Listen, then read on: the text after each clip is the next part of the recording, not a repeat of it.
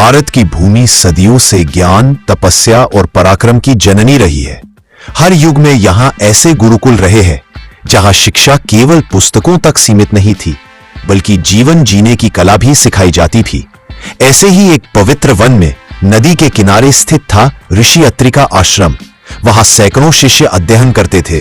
कोई शास्त्रों में निपुण था तो कोई युद्ध कला में। पर उन्हीं में एक शिष्य था जिसका नाम था आरुष। आरुष का शरीर दुबला पतला था, उसकी बाहें पतली और चेहरा हमेशा गंभीर।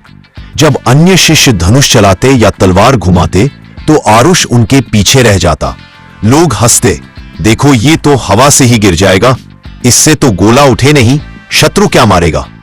इन तानों ने आरुष के भीतर गहरी चोट की थी। वह रात को अकेला बैठकर सोचता, क्या मैं सचमुच किसी काम का नहीं हूं। धीरे धीरे उसका आत्मविश्वास टूटने लगा। एक रात ऋषि अत्रि आश्रम के आंगन में टहल रहे थे। उन्होंने देखा आरुष एक कोने में बैठा आंसू पोंछ रहा है। ऋषि ने पास जाकर कहा, वत्स, आंसू वीरों की शोभा नहीं है, क्या हुआ। आरुष ने कांपती आवाज में कहा, गुरुजी मुझसे कुछ नहीं होता, मेरे पास ताकत नहीं, शरीर कमजोर है, शायद मुझे इस गुरुकुल में नहीं होना चाहिए।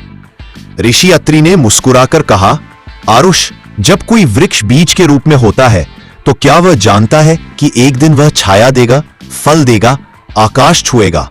नहीं गुरुजी, आरुष ने कहा। तो फिर तू भी उसी बीज की तरह है, तुझमें शक्ति है, बस उसे जगाना बाकी है। और वह शक्ति बाहर से नहीं आती, वह तेरे विश्वास से जन्म लेती है। यह कहते हुए ऋषि ने उसे एक दीपक दिया। इसे हर सुबह जलाना और खुद से कहना, मैं कमजोर नहीं हूं, मैं कर सकता हूं। धीरे धीरे यह दीपक तेरे भीतर का अंधकार मिटा देगा। अगले दिन से आरुष ने अभ्यास शुरू किया। वो सबसे पहले उठता, नदी में स्नान करता और सूर्योदय के समय अभ्यास करता।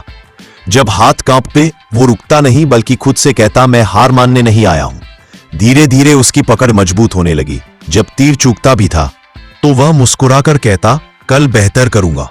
कुछ शिष्य अब उसका मजाक नहीं उड़ाते, बल्कि प्रेरित होने लगे। गुरुजी जब भी उसे देखते बस एक वाक्य कहते, आरुष, तू अब खुद को पहचानने लगा है। कुछ महीने बाद राज्य पर संकट आया। राजा ने संदेश भेजा, जो भी वीर गुरुकुल से है युद्ध में आकर राष्ट्र की रक्षा करे। सभी शिष्य चल पड़े, लेकिन युद्ध भूमि के रास्ते में शत्रुओं ने एक विशालकाय लोहे का द्वार लगा दिया, जो इतनी भारी जंजीरों से जकड़ा था कि कोई खोल नहीं पा रहा था। सबने प्रयास किया, कोई तलवार से काटने लगा, कोई घोड़े से खींचने लगा, पर द्वार तस से मस नहीं हुआ। राजा के सैनिक बोले, अब